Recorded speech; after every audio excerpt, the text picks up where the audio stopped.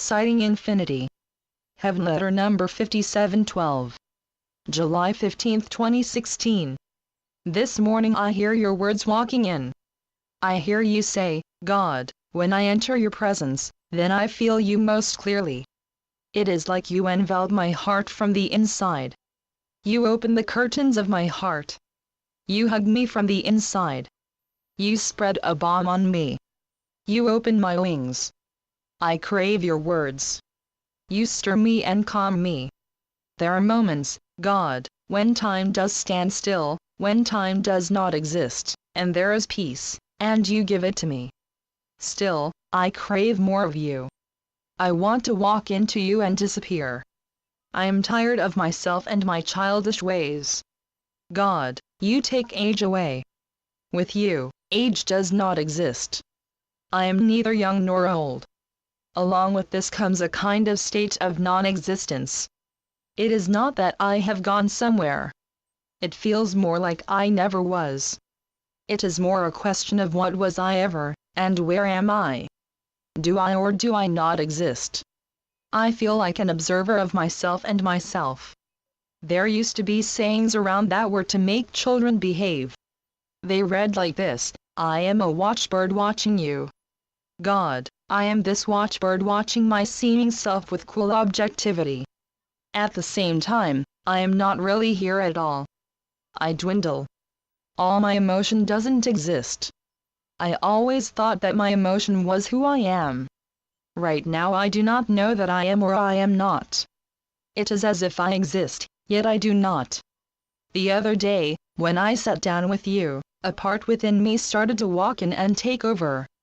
You kept still. You were here with me, and yet I was listening to myself pour out words I did not know I had. You would say that it's all good, yet I would rather sit before you and hear your voice and your words than my wilting thoughts. I would be perfectly happy simply to hear you speak. I am tired of my inner dialogue. Let me be done with all this interest in myself, in this non-entity called me. Dissolve my individuality. Free me from the past that you tell us does not exist, and, yet, which I have spent my life on. Thank you, God. Now may I hear you speak. Here is what I say to you, my wandering and wondering beloved children. You wander in the dusk, and you wander in the dust left from bygone years in earth time. You are beginning to sight infinity. Time doesn't do it for you anymore. Time presses you. Yet time is not so pressing. It is not life you want to be done with. It is time and its alternate reality of space that you want to be done with. You are more than a carrier pigeon who carries the news that may be no more than gossip in one form or another. You are ripe for the real goods. You no longer want to pass the time away. You have had enough of ticking time. You want to know the beat of my heart that is timeless, as you are timeless. You think there is somewhere to get to when you are already here with me. You are waking up to what has always been. You thought you were a wanderer of some kind when you are the very heart of existence.